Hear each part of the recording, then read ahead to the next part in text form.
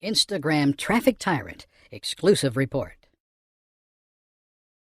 Generate traffic using Instagram. Instagram is the golden child of social media. It's not spoken about as often, in a digital marketing sense, as the bigger, more established platform. But this is just part of the reason why you should be marketing on Instagram.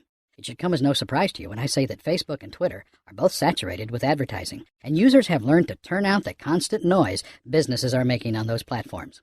On the other hand, Instagram is a relatively new social platform. Only 36% of marketers have actually committed to the platform, resulting in an overall higher brand interaction. Generally, people have significant doubt that Instagram and other photo-sharing social media platforms can be used in a business setting, whether to increase brand awareness or increase conversion.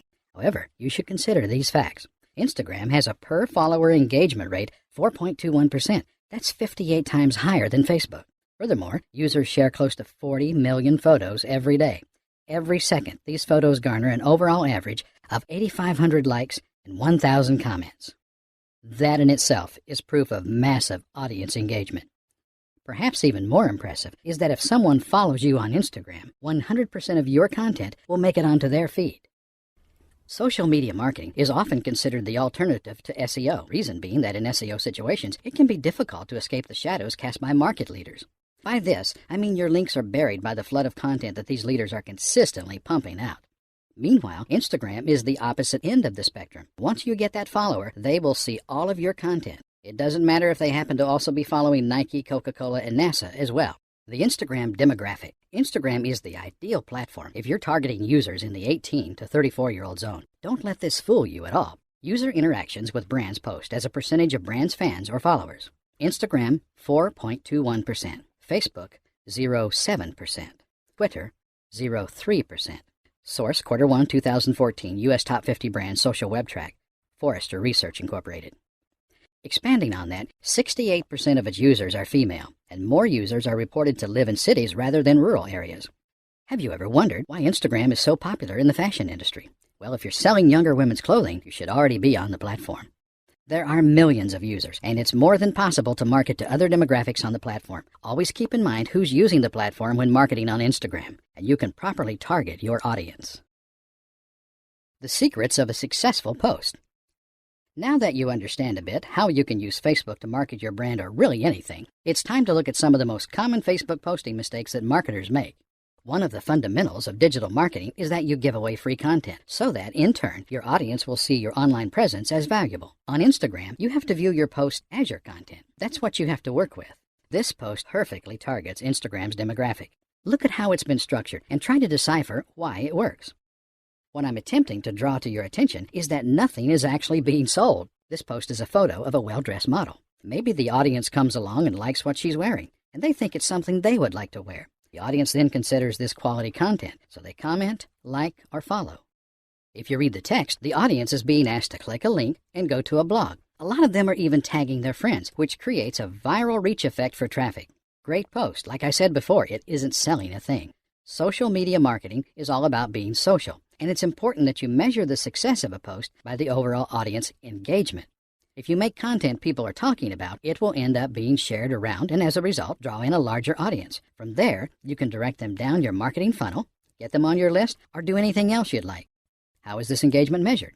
Starting off, we need to set objectives or goals, actions that we would like to see people taking after seeing our content.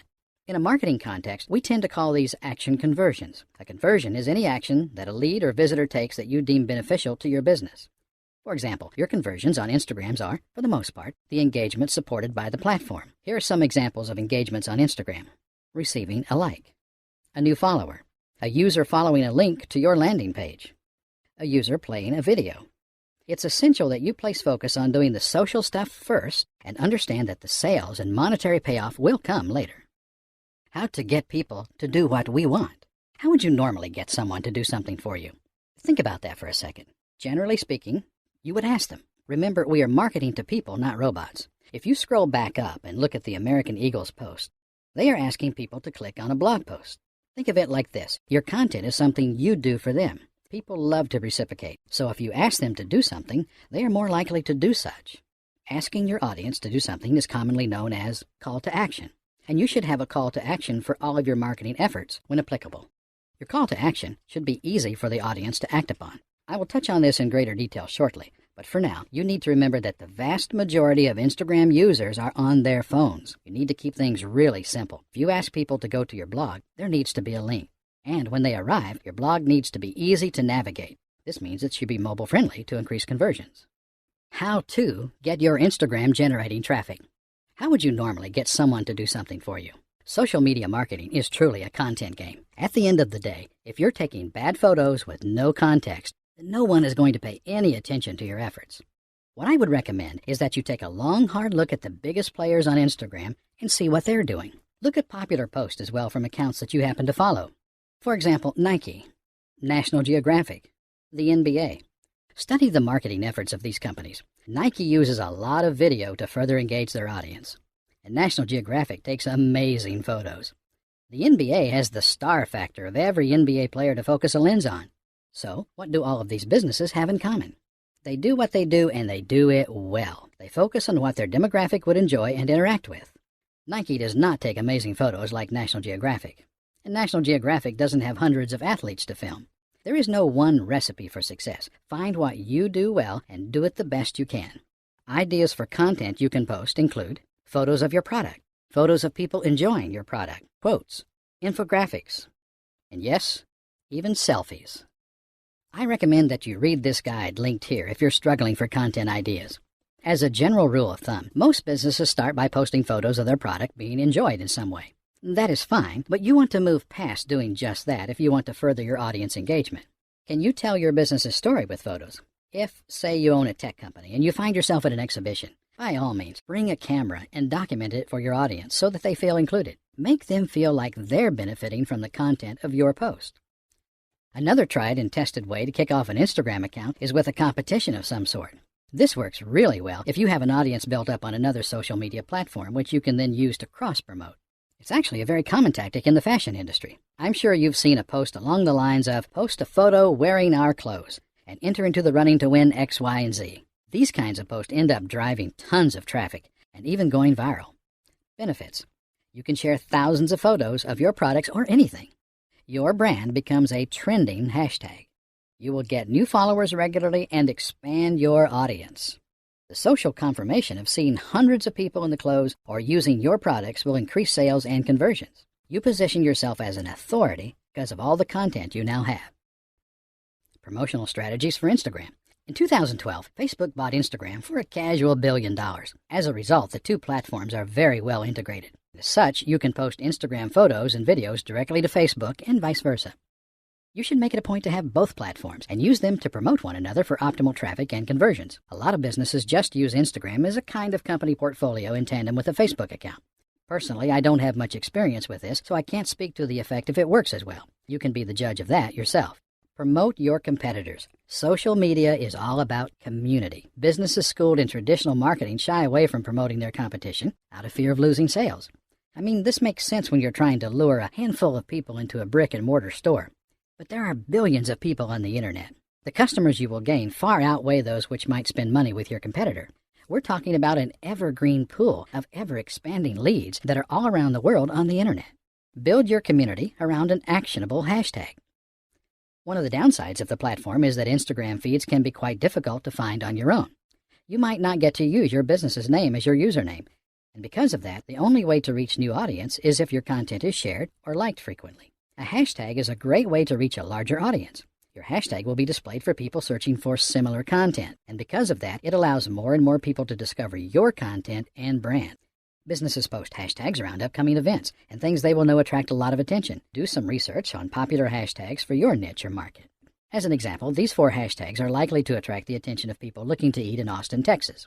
This is a clever use of hashtags to draw in an audience which wouldn't have otherwise found the account. On the other hand, hashtags need to be in good taste and relevant to not just the subject matter of your content, but your brand as well. You might think that more hashtags translates to more traffic, but if people find their way to your feed through an irrelevant hashtag, they will quickly leave and never return. Because of that, it's not a good idea to flood a photo with all sorts of hashtags. I generally like to recommend using 2 to 7, and of course they should all be relevant to the content of the post. There's nothing that looks worse than an account you can see is stuffing hashtags into their post. It detracts from the message and the text as the caption. Try to avoid using this kind of practice at all costs. By now you're probably wondering what not to do. Well, this is an example of a hashtag done in terrible taste. Have a look at how they could have done this way better. Gap is a clothing store that spans all sorts of ages and styles of clothing. Had they offered to donate clothes to the people affected, this would have gone super viral for the right reasons.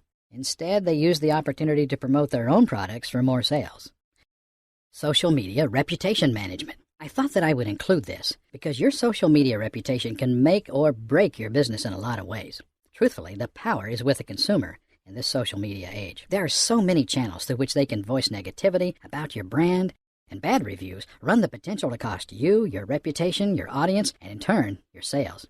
When you're social media marketing, there are bound to be mistakes that happen. For instance, you might be tired and stressed, and you post something without thinking it through. The next thing you know, there's a constant stream of hate coming into your feed, and your sales take a hit, as does your reputation. What do you do at this point? Apologize? Oh, and apologize. Many business owners will adopt an aggressive tone and start fights to defend their position and their brand. It comes to marketing, especially on the internet, you need to leave your ego offline and separate. This will only end up making it worse. We are all human and mistakes happen. Own up to it and have a go at making it right. I managed to conjure up a great example of this for us to look at. This nice pair of shoes are Nike's black and tan model. They were released on St. Patrick's Day, and they were intended to play homage to Guinness. Nike messed up. The name is shared with the Black and Tans, a violent British paramilitary unit. Long story short, they killed enough people in the 1920s that it's improper to name a shoe after them for that reason alone. So what do you think Nike did? Did they come out swinging and tell the Irish people to get over their past? Absolutely not. They apologized, shelved the shoe, and donated the profits to charity. The mobile nature of Instagram. In closing, we've now gone over in depth how you can position your business or brand as a valuable player on Instagram. You should now understand not only how to create valuable content, but also how to generate traffic and conversions with the platform. Instagram is first and foremost a mobile app. This represents a number of challenges that you have to consider at all times when marketing on the platform. If it can't be done with a thumb, it can't be done at all. You need to assume that the mobile user is the laziest human being on earth for the sake of benefiting both the viewer and your business. Instagram is optimized for the mobile device, and because of that, you need to think about every step of your buyer's journey, from viewing your post to where it may lead them. If your conversion is sending your audience to a blog, how optimized is that site for mobile devices? Is it going to look funky? Have you done the proper testing? All of these mobile sites have buttons on the top right side of the screen. But did you know the reason why? Well, the majority of people are right-handed, as statistics have proven. Any guesses as to why these clued-up companies would do a thing like that? They know the simple truth that you will lose sales if your site is not optimized for mobile devices at all, especially if you generate traffic through Instagram. Here's just a few other mobile device optimization considerations. Simple navigation. Minimize scrolling. Keep everything vertical. Hierarchy in menus. Back buttons. The world is increasingly mobile, and e-commerce is a billion-dollar industry which is constantly growing. Now, you might think I'm drifting from the subject, but Instagram will draw primarily mobile traffic, and you need to be aware of this and understand what it means for your marketing campaigns. Final thoughts. In closing, we've now gone over in depth how you can position your business or brand as a valuable player on Instagram. You should now understand not only how to create valuable content, but also how to generate traffic and conversions with the platform. As such, analytics are vital for tracking the buyer's journey. A massive advantage that digital marketing has over traditional marketing is that you can track a buyer every step of the way. If you follow the buyer's journey, you'll know exactly what to improve on and what areas to put more focus towards.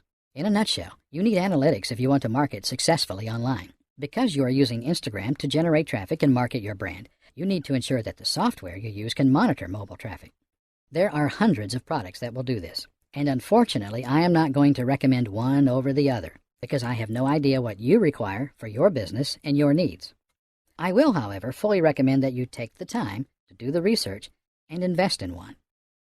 Finally, I hope this has helped you in some way with your digital marketing journey on the Instagram platform. Be sure to refer to this material again if you need to soak it up some more.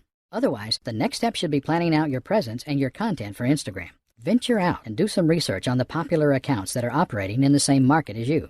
Base your game plan on their positive results and always work to improve your campaigns by monitoring your own results.